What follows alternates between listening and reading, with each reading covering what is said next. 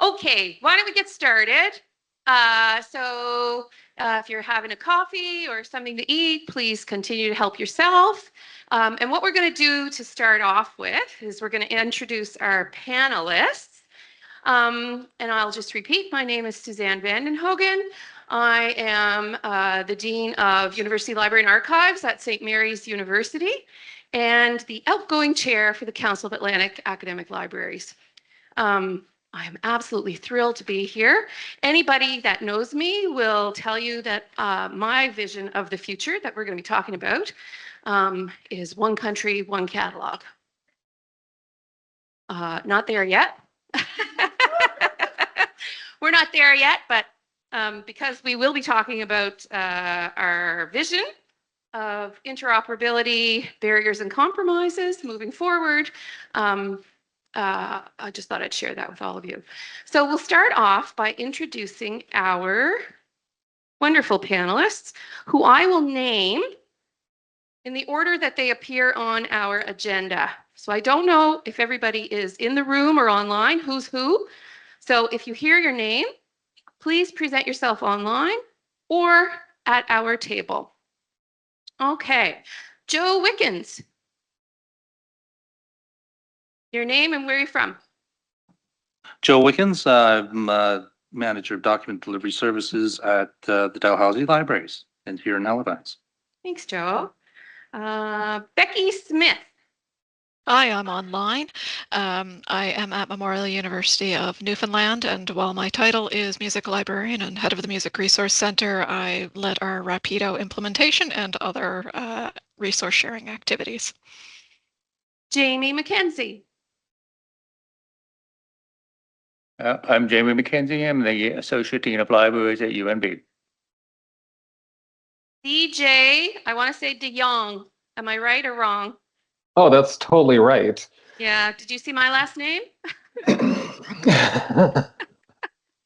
Very Dutch. So yeah, I'm the head of access services at the University of Alberta. Wonderful. Thanks for joining us, DJ. Alex Fletcher. Far less Dutch name, that one. I'm Alex Fletcher. I'm the technology specialist with the Ontario Council of Universities, or as we keep calling ourselves for short, because that's a big mouthful, OCAL. Wonderful. Sabina Pagato.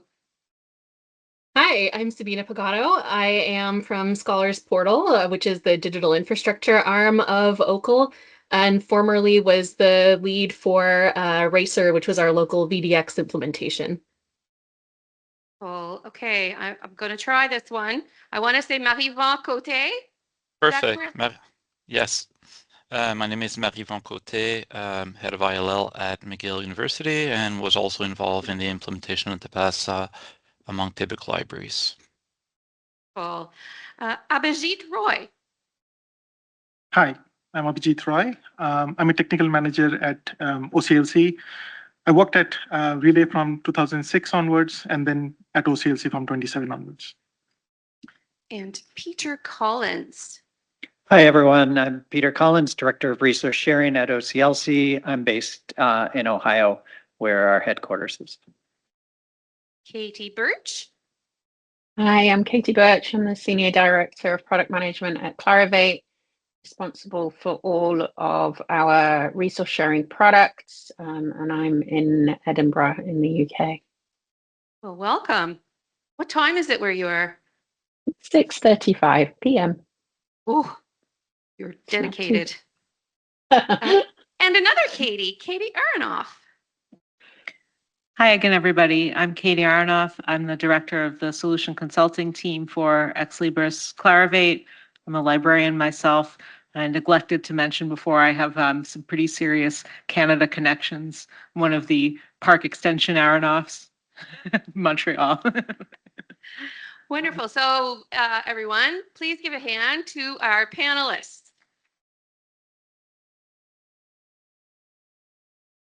Okay, so we do have some questions. I don't know if they're going to come up on the screen or not, but I will read the first one. And so what will happen is that we have panelists that have indicated that they will respond to particular questions. So I'll call on them and they will answer our question. So what is your long-term vision for resource sharing in an environment with multiple systems? And the first person on my list is Katie B. Many Katies, right? Yeah. Hi, thank you. It's a really great question, and Katie Aronoff, KTA, covered some of this in our presentation earlier. I think, you know, we have a forward-looking vision for really transforming library resource sharing, and Katie talked through each of those pillars.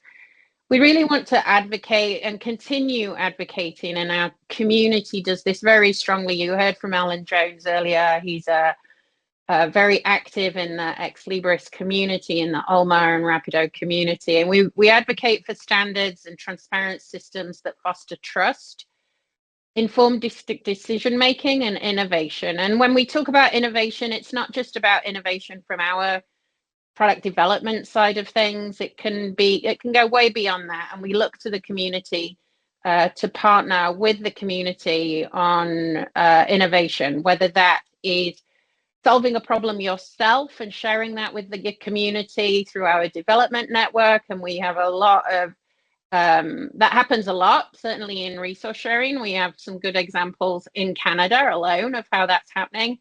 And we want to emphasize that integration across platforms to reduce silos and improve workflow clarity across systems. We really would like to be able to support peer-to-peer collaboration. We think the ISO 18622 standard, 828, can't even say it, it's too late, 18626 standard really actually supports that peer-to-peer mechanism. And we've had it in our ULMA product since like 2019, I think it went live. And it's been live in Denmark across an ULMA network there for quite some time. So we fully support that. But we all know, and they've been referred to today as closed networks and closed systems, and they do have their place, right? They absolutely do have their place. But to offer a value-driven network like Rapid ILL, for example, we really want to focus on delivering measurable benefits to the community, such as increased efficiency and responsiveness. And networks like Rapid ILL and the network that sits behind Rapido really exemplify member-centered design and those tangible outcomes in terms of turnaround times and so on and so forth. Finally, I just want to go back to legacy model disruption, which is something that's really important as well, that we really want to encourage you to think about moving beyond centralized, inflexible systems towards a scalable modern ecosystem that is based on standards.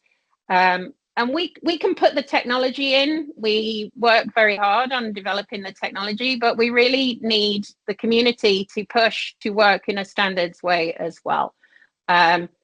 You know, so I think that's kind of our vision long term, is really just to support the community in the direction the community wants to go in through different products, solving different problems, but connecting those products and connecting outside of our community as well. Thank you, Katie. Next, Peter. Hi, yes, thank you. You know, at OCLC, we're going to continue doing what we've been doing. We have been integrating systems with a WorldShare ILL and through management systems for decades. And we have rewritten that platform I don't know how many times so far, to make sure that we're able to do it in the latest and greatest ways. But we're going to do it in a way that's safe, secure, that's built around a trust network. And I think at some point, Abhijit's going to talk about all the work we've done to investigate and work with the ISO standard, but we're also going to develop that in a very deliberate way, because we're supporting thousands of libraries and creating this system of trust between libraries on the network. And that's extremely valuable. And as we implement new connections to the network or to library systems, we need to make sure they're done in a responsible way. So that's how we're looking at connecting systems going forward. Thank you, Peter. Next, Becky. Yeah, so we heard a lot of great ideas so far today in terms of going, oh yeah, I want that too, I want that too. But when I was thinking about this question, it is emphasizing our institutions do need a choice of systems, what best suits our environment. But as was mentioned, those systems need to be flexible enough, and the companies running those systems need to be cooperative in all aspects to try and make sure that we can have, frictionless movement between these systems so that we can really maximize our time, so that we don't need to go out to first search first, then into another system to get the request going, and then transferring it out to a third system. We need better ways to try and make all of this happen. And of course, we've heard today finances are a very big thing. So we do want to make sure that what we've got is not only fitting our need, but is also something scalable. If we have to have multiple systems, maybe there needs to be recognition that we can't pay for two top-tier systems.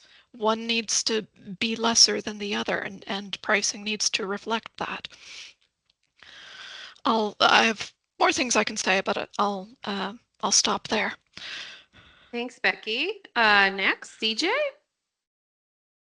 Thank you. So my vision for resource sharing in Canada includes an openness to the closed networks that vendors have developed.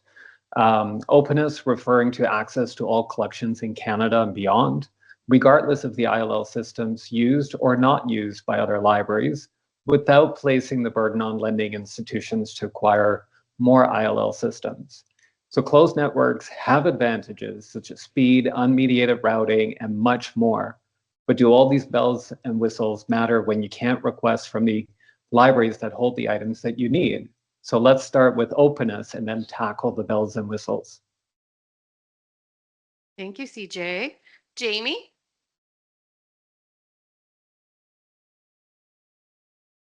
Thank you. I'll just preface just a little bit by saying that unlike CJ and Joe and Becky, I'm not speaking from a point of experience with working with resource sharing, so I'll keep my comments fairly broad. We've enjoyed the benefits of having a single platform in the region, geographic region. When it worked, it's worked really, really well, especially from a user perspective.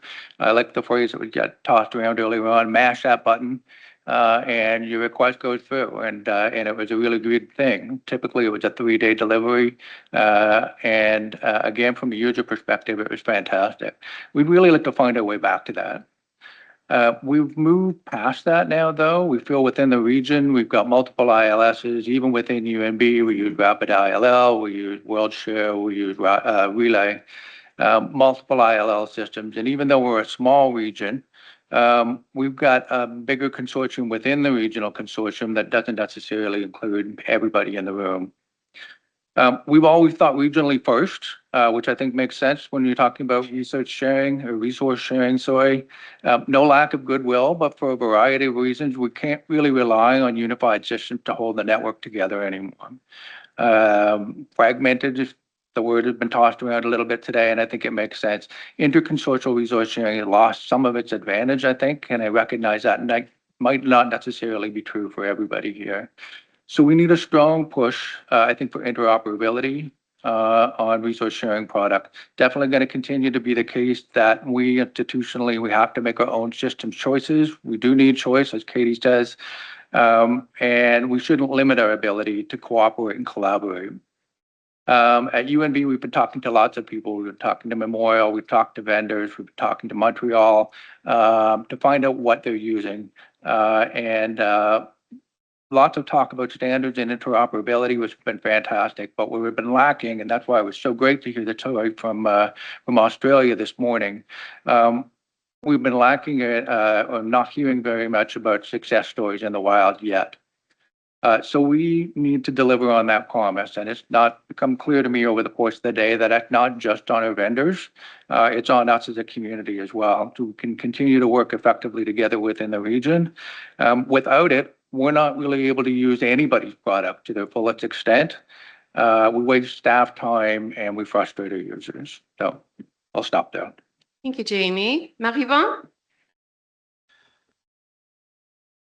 In terms of long-term vision, like when Becky was saying, like to have systems that meet our needs, like I feel the systems are well designed, like to work within a network, as it has already been mentioned, but it's kind of like neglecting like the Canadian landscape, the Canadian network.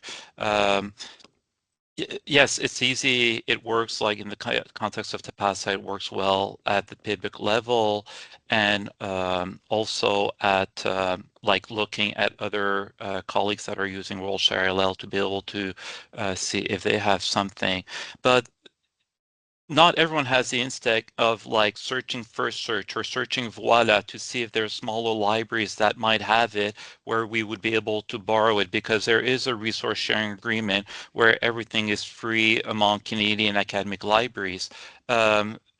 Because we're like no one has always the instinct of searching Voila or like first search, like it's just easy to kind of like push a request to whatever's available in the US or at the international level, but that has extra cost to it. So it would be nice to see if there was a way to explore the whole Canadian landscape before within our systems before we're going out to the US or at the international level.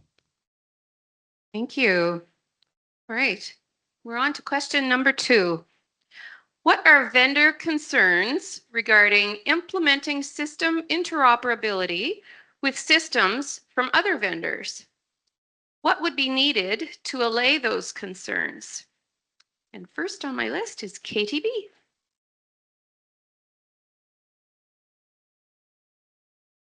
I think you might be muted, Katie. Thanks. Sorry about that. That's quite all right. Yeah, we don't really have any concerns about supporting system interoperability.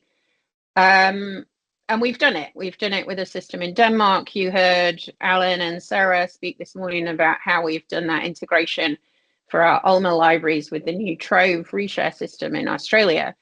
So, and we also continue to support older standards like the ISO 10161 standard that's been around about as long as I have. And that makes sure that any library using legacy systems isn't left out as well. So that dual approach of supporting both standards and continuing to support both standards helps institutions move towards modern interoperability without losing the ability to connect with partners that might still be using older protocols.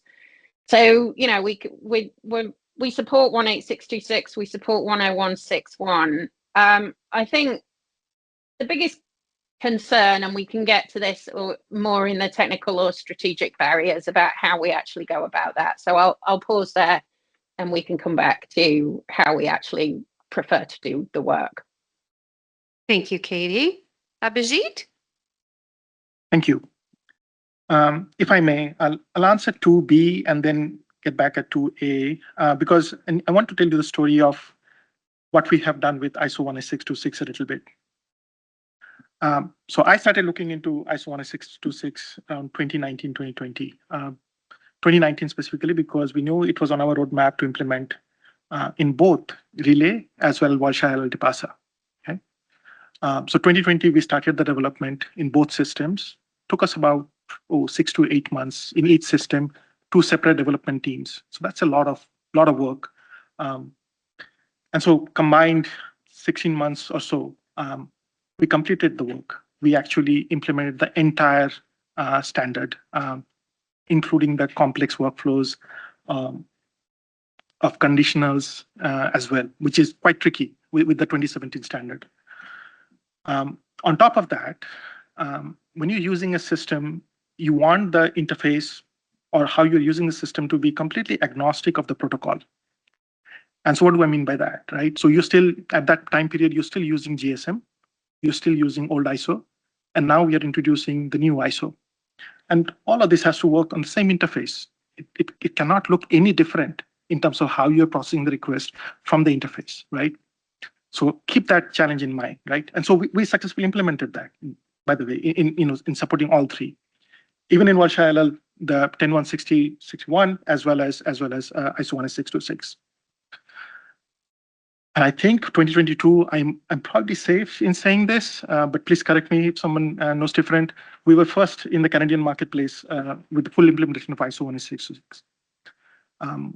So having these two systems there in 2022, we were testing among ourselves, i.e. Relay and Walsha LL. The first real implementation that we did for our customers, working very closely with Joe and Marlin at Dalhousie, right? We set up their system for transfer requests from their Alma system, anything that could not be filled in the network, they would transfer the request into Relay, then they would search CAAL, a wider network of CAAL outside of the Novanet network, and then going out to Canada and then outside, right? That has worked well so far, I want to say, We also tried an integration, again, that almost same time period, 2022, with Alma, I think, even with the Dalhousie implementation, could we do peer-to-peer? And I want to be open and honest here, right? We ran into challenges, okay? The main challenge, and again, from a purely technical side of things, we have to acknowledge the world we live in today. And in terms of security, and security does matter.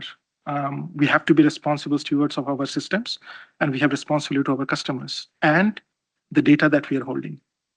So one of the things that we ran into, obviously, was, for peer-to-peer, and Alan also talked about this. I asked that question in the morning because I'm really interested in the topic, around security and how you're authenticating the initiator systems of ISO requests, okay? So we were told that at that point, the only authentication that was supported was IP authentication. And obviously that's not a secured mechanism in our point of view. So in 2022-2023 timeline, we engaged, and I should also mention, around that time I started getting involved with the ISO 162.6 working groups and committees. At present, I am also one of the editorial committee members. From OCLC, we had Claire, again, from the Relay side, and Ed Division right from the inception. So we have been very engaged in this process over the years.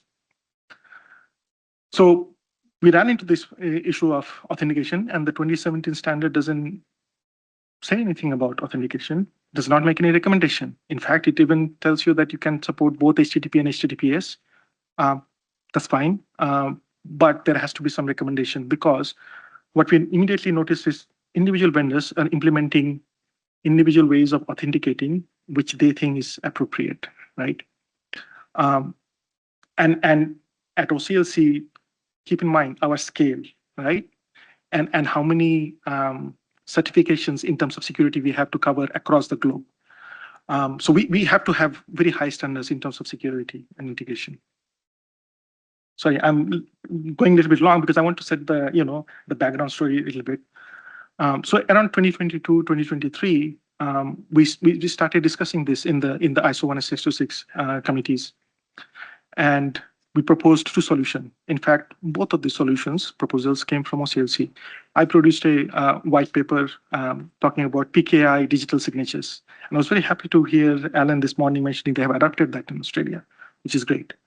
We also proposed OpenAuth 2 at that point. We are currently very engaged in the 2017 version, right, of the protocol. And it's an understanding right now among all the participants that we want to, in the standard, make a recommendation, at least these two authentication mechanism, but we're open to other things also. So one thing was obviously security and authentication around all of that. The second challenge that we ran into, and we have been implementing, by the way, we have been connecting some of the Relay ILL libraries with Walsha LL libraries using ISO 162.6. As a side note, two of our libraries, SSU and SRU, communicated exclusively. Both were relay instances, and they communicated exclusively among themselves using ISO 19626, full workflow, by the way. And that worked well, and then SRU has moved on to another system, I think, at this point. Second challenge I was getting to is scaling. Okay. One of our colleagues, Paul Jansen, has been working with some of the relay libraries, connecting with WildShell using ISO 19626. And it is a lot of configuration. Even simple thing as your symbols, right? One of the first things in the messages would be the agency IDs, which is your symbols. Everything is based off of that. You need to know who the message is being sent from. You have to authenticate. You have to then set a context. Then you have to process the request. So that configuration is there. And what we found, two systems do not use the same symbol. So right there, right, even in the standard, they talk about ISIL, right, as a symbol. And so, even at a global level for OCLC, you have symbols OCLC hyphenated something, or even the LAC symbols in Canada, right? But these are, when you get to, so you develop this wonderful thing, right? You get to integration and implementation, you ran into these things. We also ran into, so copy requests, right? Right after COVID, during COVID, that shot up, and it has stayed up, really. In the 2017 standard, there is no way really to provide that article exchange URL outside of the notes. And again, Alan alluded to that in the morning as well. When you're putting stuff in the notes that the standard doesn't cover, we traditionally focus on a lot of unmediated workflows, automation, right? And so that breaks down. That's a real challenge because, again, how you're formatting that note is free form, right? It's not standard. So again, I'll stop here just to, what we have done so far. Again, we remain deeply committed to this interoperability to ISO 19626 really.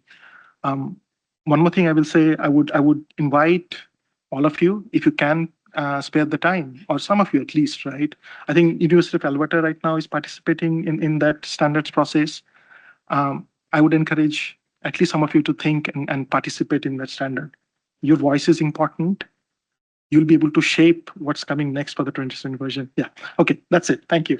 Thank you, Abhijit. Peter, did you want to add to that?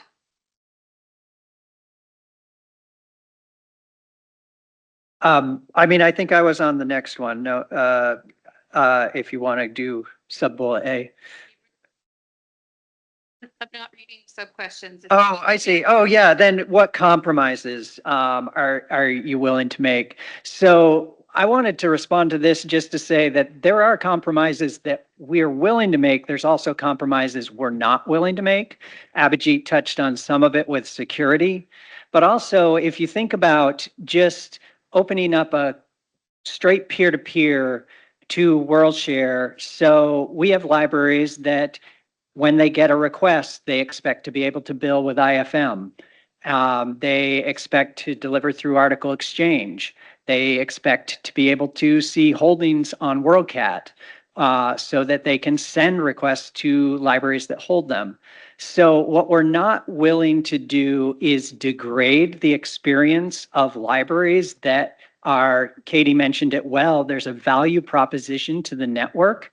And that's why I believe she said, she can correct me, that Rapid ILL is a closed network. It's not accepting peer-to-peer communications from outside systems directly to a Rapid ILL queue because it has certain quality standards.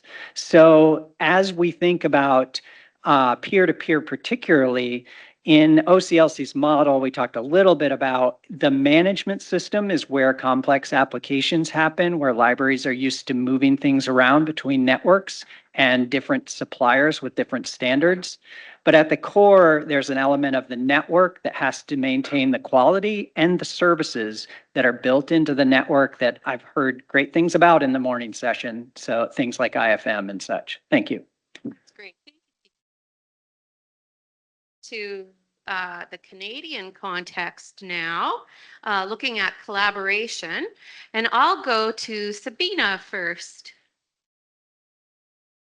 Hi. Okay. Well, I'm actually going to take like a half step back before we get into that and say, I think the conversations in the last section were really interesting. And I think it's interesting, very understandable that OCLC isn't willing to, make any compromises on value propositions for its WorldShare customers for features that they like, but interesting that they have been willing to throw out features that their VDX and Relay customers really liked when they got rid of those systems and not worry about integrating them into other products. But that's maybe a different conversation. So I wanted to talk, the question is about where is Library and Archives Canada in all of these discussions about the future of resource sharing? And I just wanted to say, it's not just about Voila. I think LAC, or previously National Library of Canada, used to have a really strong voice, national voice, advocating for interlibrary loan in this country. When we think about the development of generic script messages, or when we think about like the implementation of the first ISO standard, the National Library of Canada was really involved in those things. And over the years, the role of LAC has kind of changed, but there hasn't really been another kind of strong national voice stepping up. We've got really strong voices coming from our regional and provincial consortia, networks, collaborations, but we don't really have a strong national voice right now. This morning, somebody talked about Scalaris, which, if you don't know, is sort of a national service for hosting DSTBase institutional repository software on behalf of Canadian institutions. And the reason that that was able to develop the way it did and as quickly as it did is because of the role that CAAL played, advocating for that, stepping in, taking that leadership role, taking that ownership of that project. And I think we're really missing that in the interlibrary loan space. We've got a lot of national consortia, and I don't know if interlibrary loan or resource sharing fits neatly into any of them. So it's a little bit of a vacuum right now on the national level. And I think that we're really, as strong as our voices are regionally, provincially, I think we're really struggling without that national voice. Thank you, Sabina. And thank you for reading the question that I forgot to read. I'll repeat it. Where is Library and Archives Canada, Voila, in all these discussions regarding the future of resource sharing? And Avjit and Peter, I see that you have some comments. Yeah, I mean, even with Relay, right? It has been one of the first things that we would search normally, right, to build a lens string. But when Voila was created in 2018, a lot of libraries obviously moved there. We have a national catalog right there already, right? Some of the ideas that we heard this morning, you have a great starting point right there, right? And so when we were preparing for this, and I was looking at some of these questionnaires, that was coming to my mind. Like, are we not promoting that system properly, or is it not accessible? We would like to understand and hear from you, right? What are some of the barriers of using that system? Because that's a great resource, by the way. Yeah. Joe? Yeah, I didn't weigh in on the vision thing, but I think that's what Sabina said is crucial, and it's the future is a lot of different parts, but you need something to bring all of our direction and support and all of that. That's crucial to make anything work or to go forward. As we can see, it's complicated, and it's there are a lot of issues and a lot of different visions, a lot of different ideas about what we need, and that's why why we have different systems, is we have different choices, we have different requirements. So we need something somewhere that all of that can be. And today's been great for that, because we're hearing different people's different needs and what they require. So LAC, something like it, it was always there. It was, and SISTE. I mean, let's not forget SISTE. It's not just LAC. It's the Canadian government has abandoned us, and that has to change. I don't know how that happens, but that really does have to change. And also, Voila is not a very good catalog, unfortunately. The content is there, but it's that WorldCat layer that is just not a very advanced. It's not what professionals would use to find things. And I think that's why it's not used, and you know, that's the issue really. You know, if you wanted to, you know, put the first search layer on top of it, you'd get a lot more uptake, I'm sure. So, thanks. Thank you, Joe. Paul, Peter, did you want to add to that? I'd only add that I just the working together and advocacy. I'm a part of IFLA. I'm a part of the American Library Association, and I've been a little distressed with how some of our organizations aren't working together. I also feel like OCLC is part of that, and it's why I went to OCLC 5 years ago, was because I saw OCLC as a organization built by libraries for libraries. So anyway, I just want to second that. Let's work together with the organizations we have instead of tearing them down and trying to build everything from scratch. Wonderful, thank you. All right, we'll move on to question 2. What do you think are the biggest barriers to system interoperability within Canadian consortia? Peter? Well, if someone else wants to jump in, there may be some other, but I'm happy to talk. I'll call on all the other people that are listed here. Okay, so one of the things is, you know, we are making the hard decision to sunset old systems, partly because one of the benefits we're already seeing is what Andy showed on the slide of libraries are able to connect on WorldShare using the power that we've built into that platform and all the services and new features coming like OCR and for documents and digital files and ebooks that are shared on the platform. And it's tough to, like, actually, honestly, that's been the worst part of my job, is that I arrived and we'd been threatening to close down BDX for years, and I had to execute that.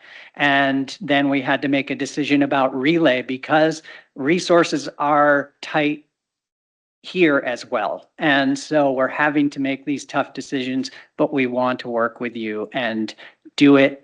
It's not going to be easy. It's going to be messy, but we want to muck through it together with you. Thanks, Peter. Sabina, did you want to make a comment?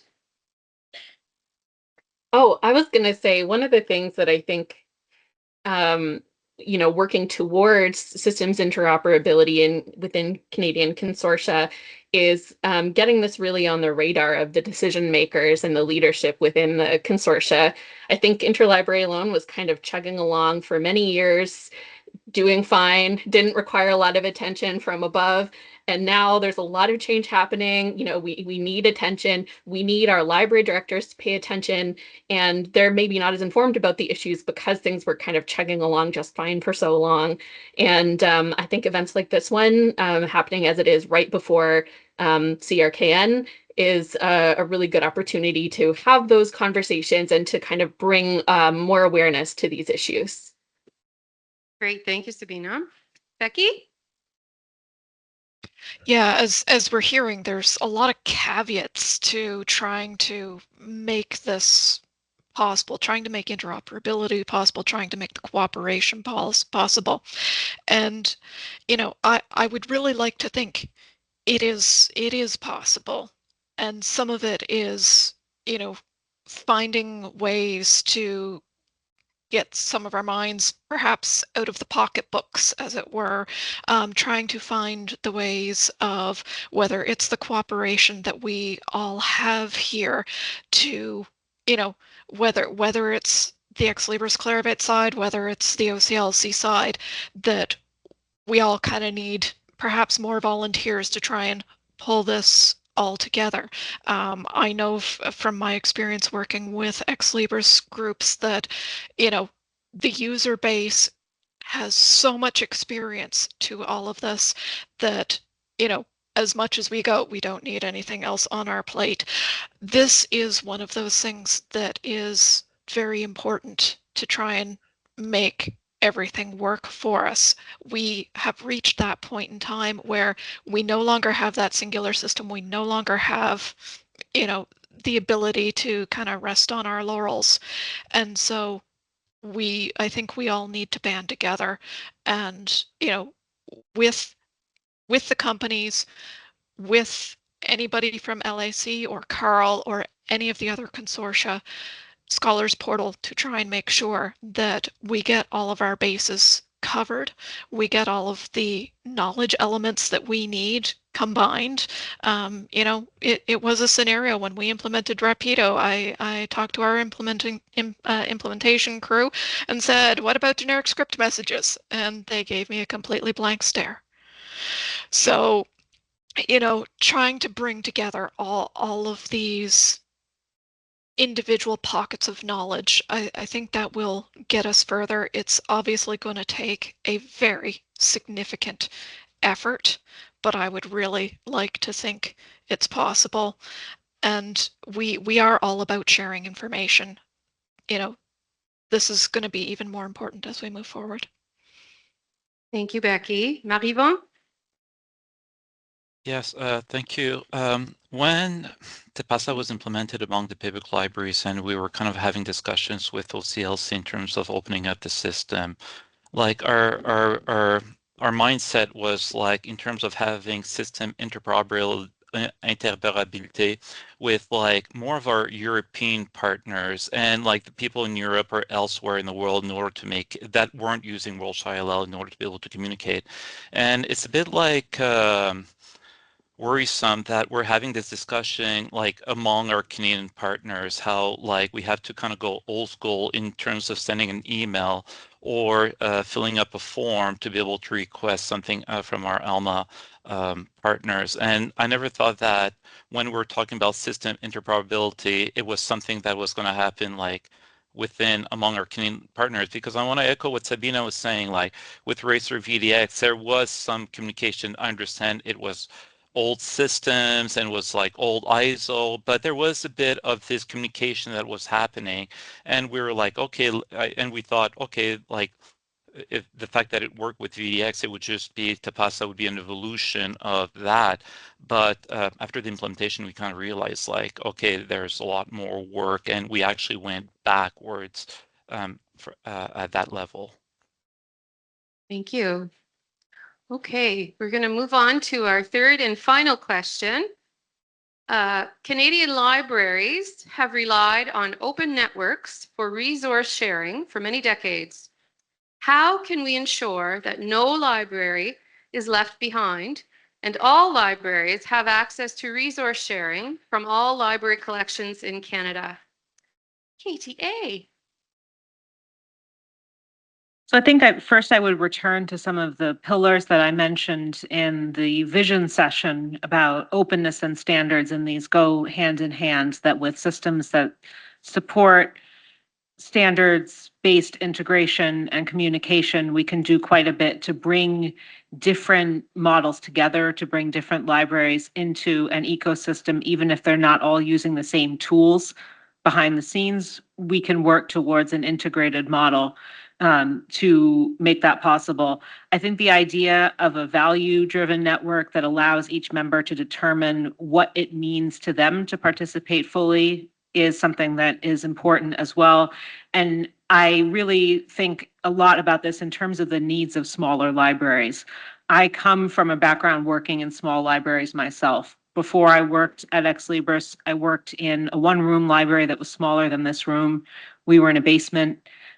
In the winter, once the college plowed snow through our window, came in and the window was broken and there was a pile of snow on the ground. So that's not really related to resource sharing, except it was an interesting experience. But we were small enough that we got what we needed from our consortial partners. And if we couldn't get it within the consortium, we didn't get it. That is one model that I know a lot of libraries use. I happen to think it's also inadequate, but it is the reality that a lot of libraries work with. I think that can be addressed by committing to being able to provide avenues for different libraries to get into our systems. With Rapido, we support a self-registration process for libraries. This is something that would allow a library that wants to work with you to borrow materials to register themselves as a partner. This was developed for a few different reasons. One of them was institutions that do a lot of document delivery and don't borrow as much themselves and have the need to basically act as a service center. But it also provides the option for very small libraries without access to their own broker systems to register as a partner and receive services from the institution that does have access to that. I think I would, again, in the spirit of kind of putting a challenge to the group, ask what we would consider success to look like in giving access for all Canadian library patrons to all available resources. Does this look like a one catalog system, or does it look like a system where we have open communication and the means to send materials to each other in some other way? Is it possible that we have to rethink the role of libraries as institutions and library staff and ILL staff in particular in finding some creative solutions? Katie. Okay, I'm going to go to online. Alex. I'm going to try and answer part of that question, Katie, with something I said earlier. I wanted to address this in in the first question, because something Mary Vaughan said was hit me so perfectly, and I'm like, oh my God, that makes sense. And your question there brings it right back around. And I think if we're looking at a way to address this, we really have to look at the Canadian landscape right now. And the Canadian landscape is one where we want to work together. We're struggling to work together, and we don't have a lot of money these days, for a variety of reasons. And I'm not going to mention anything really political beyond that fact that a lot of us are struggling with money due to government situations. So I think any solution we look at that'll have to work in Canada will have to be a case where it cannot require people to pay for multiple ILL or resource sharing systems. We don't have the budgets anymore to do that. Back in the day, we had the budgets to pay for multiple systems. We don't now. We're struggling. It's not affordable and it's not practical. So we have to find a solution that requires us to not have to have multiple systems. So that was my answer to your question. And I'm going to address one other thing in this whole thing that we've talked about, how we try and make other libraries welcome. And it also speaks to the bit about Rapido that you talked about, self-registration. In Oakland, over the last year, we had a resource sharing co-op student from the University of Scarborough named Michael Walker. Really good kid, really smart. And he put together some really cool forms for us that allow people to join us as a partner. They submit their hosting information and tell us if they're in the Alma resource sharing directory as well, because as soon as they do that, then we can take that and add them as an Alma partner if they so desire. Otherwise, we add them as an email partner and created a whole cool workflow. We also have a request form that automatically takes that information and pushes it right into the Alma system when it can match stuff. Again, to simplify the whole process so that we're not filling out a form, getting an email to poor Mary Vaughan's email address. He sits there and has to type the stuff or copy and paste it into his system to search for the item. Instead, it just magically creates it all. So I'd mentioned that form earlier. We are planning on making the code and everything public. It's just a case of, just have to fix a few tweaks and bugs in it. You know how it works. But we're hoping to have that available in the near future. So that's my thinking on all that. So thank you for the moment. Thank you, Alex. Becky? Yeah, so this, Suzanne, for your information, this is related to my name being associated with something else in your list there. But Katie did bring up what I wanted to mention, which is in the Rapido environment, having this ability to have users register with us. And it is something that, yes, it's great. I really appreciate that it's there, but it does have some significant shortcomings to it. And, as a Rapido library, yes, I can go through the Aluna working group to try and get that addressed, but it's also a scenario of there's a lot of competing issues that people are trying to have voted through. So even though I did put through a suggestion for an improvement, it's not there. But it means that, you know, as much as we want others to be able to interact with us and make it easy in general, both for them and for us, there are certain scenarios where we just, you know, we don't necessarily want it wide open for just anybody to do this. We do want to have a little bit of control over it. But it's also the scenario of, okay, this now means that that one library that probably is lacking in staff because they don't have any other funds for their own ILL system, they now have to have a username and password for any library that is using this system. So that then turns the burden back on them as well to manage usernames and passwords for all of these different libraries. So it is a scenario of, yes, your question about what our view should be is a very important one. I don't think I can answer that right on this spot, but I use that form as an example of there's still a lot of burden between both the library that's offering it and the libraries that could benefit from it as well. And so I think there's, you know, whether improvements can be made to that to improve that in general. But as we say, we've got other components to it as well. Thank you, Becky. Thanks for that insight. I thought I was going to forget to ask you. Okay, CJ, do you have some comments you would like to contribute to this discussion? Yes. So I'd like to say, like, we need to keep this communication flowing as we're doing today. We're very fortunate with the resource sharing ecosystem we had in place in Canada, and it led us to be complacent, as Sabina was saying earlier.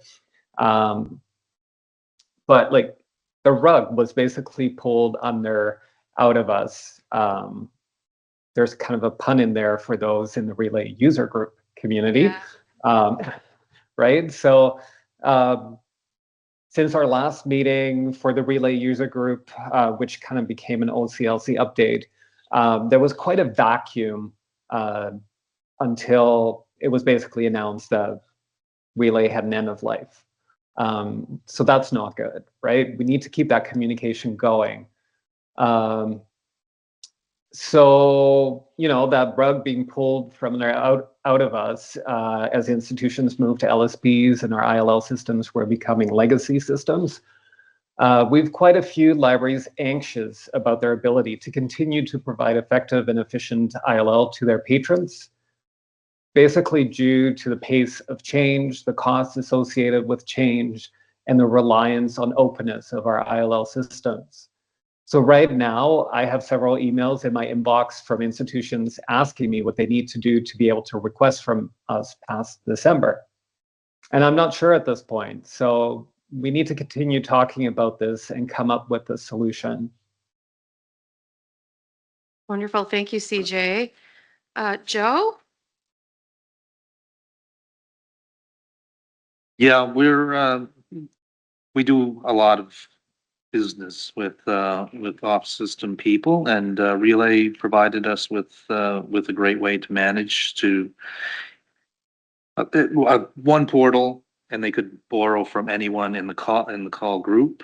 One login, one username, one password, and really, I mean, it's like CJ said, we don't really have a replacement for that. Fortunately, we do have some services that people were using to borrow from us before, like DocLine, that are not affected by this. It's not going to be as seamless because DocLine requests or lending requests we were able to bring them into Relay and fill them as Relay requests. So we were able to invoice and fill that way. But now we're just going to have to do them manually. But I guess they won't see much of a change. I mean, they'll still get what they request from us, but maybe they won't get invoiced. So who knows? But you know, we hope that there'll be some sort of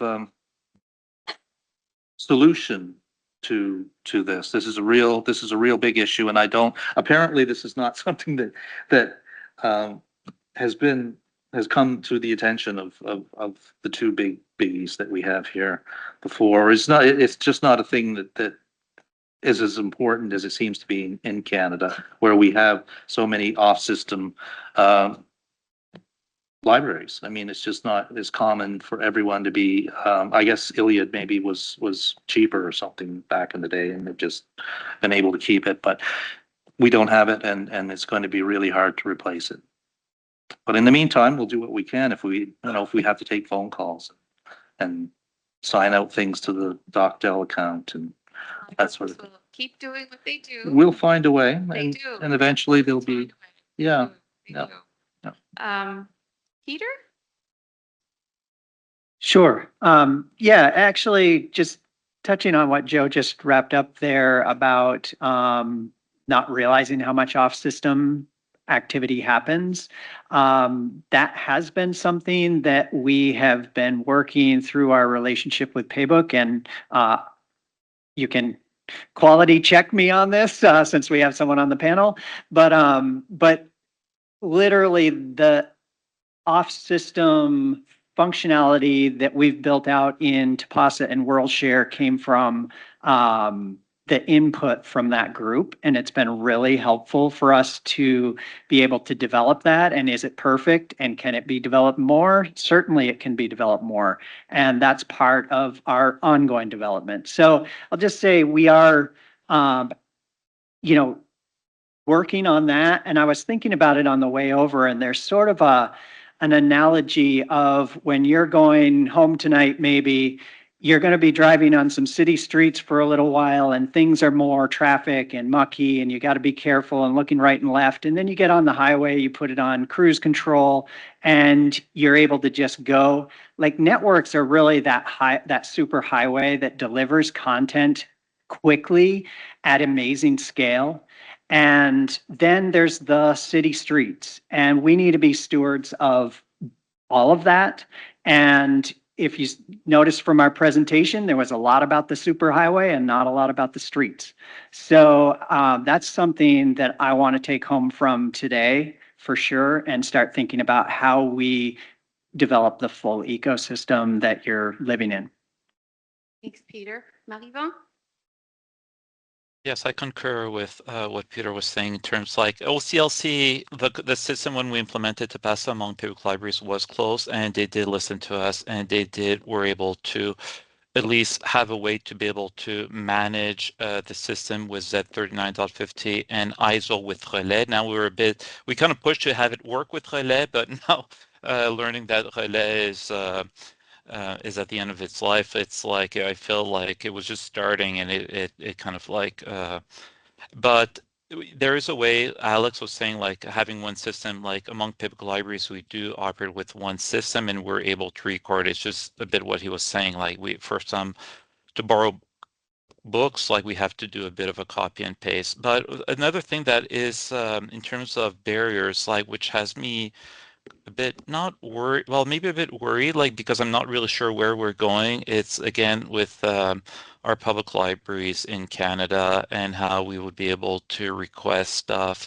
It seems a lot of them are using VDX, and there was like a system integration where we were able to ask before, but now it seems like how it's going to work with the new solution moving forward, like it's a bit like I'm not sure. Like, I feel in terms of where are we going with resource sharing, like I'm asking myself like a lot of questions of like how in the day-to-day ILL type of work, like what does it mean moving forward? Thank you.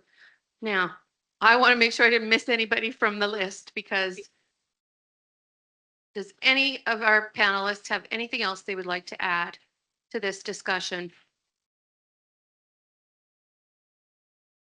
Well, I am a library director, and I can tell you that I have learned a tremendous amount about resource sharing in Canada and its how it stands currently.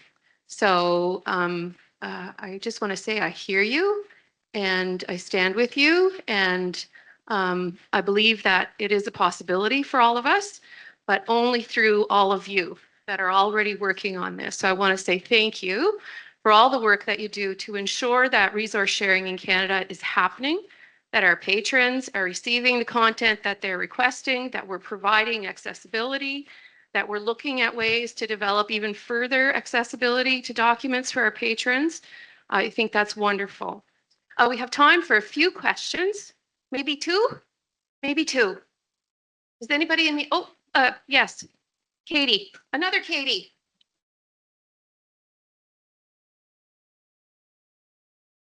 Hi, it's Katie from NASCA. This is a bit of comment, but also an observation I'd like to make. I was a relay coordinator back in 2012, and I eventually left that job. And what I'd like to say about that is I don't want to romanticize relay at all. The day I found out relay was being sunset, I went home and told my husband, and he said, "Congratulations." I have been an active proponent of the end of relay for much of my librarian career. But I will say relay worked with me when I was in that position. Every month, they had a new piece of code or a new piece of tech. And with relay, I continually felt like I was building the boat and bailing the water while I was in it. Relay worked because we made it work as we went. DocLine would get an upgrade and we would make DocLine work with it. VDX would get an upgrade and we would make VDX work with it. ISO had an upgrade and it sometimes maybe on Tuesdays works with it.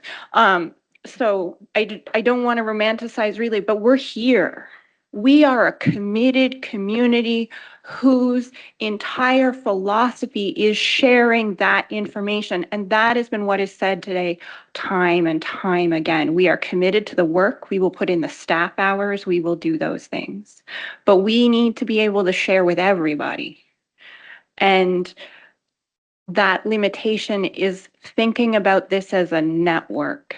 So maybe this is a Peter thing. I'm going to put a challenge to you. Maybe you could come back to us, the regions that have primarily used relay. How can you do a national rollout for us? How can you improve that nationally so that we have a strong user group from the beginning of that migration, so that CJ and I are not writing the same documentation in Halifax and in Alberta? How Sabina, who is my new librarian crush, oh my gosh, how do I meet her? I could have just said everything she said. It was amazing. So you want to talk about that network. A lot of people want that network. Most people are going to come with you. So let's talk about a national rollout and not regional rollouts, because what we are talking about is a national rollout. You are sunsetting nationally. Let's move nationally. Peter, you want to comment? No, thank you. I really think that sounds good. We've talked about how we would implement with cohorts and things like that. Maybe that's the wrong model. And this is the kind of information that we need. So yeah, let me work with Andy and his team and talk about what is the right strategy. And just finally, we don't normally do a big implementation for WorldShare, only for TPASA, because like Andy mentioned, WorldShare, usually you get your credentials, you got a little bit of setup and you're on the network, you have access to thousands of libraries. But we did plan, because we know it's a big change, a training component for WorldShare as well as the implementation strategy for TPASA, but there might be more we should be doing with that. Thank you. Thank you, Peter. And I lied to you. We only had time for that one question. But what I want to do is to ask all of you to please join me in giving a hand to our amazing panelists who have shared their experiences and their expertise with us this afternoon. So huge thanks.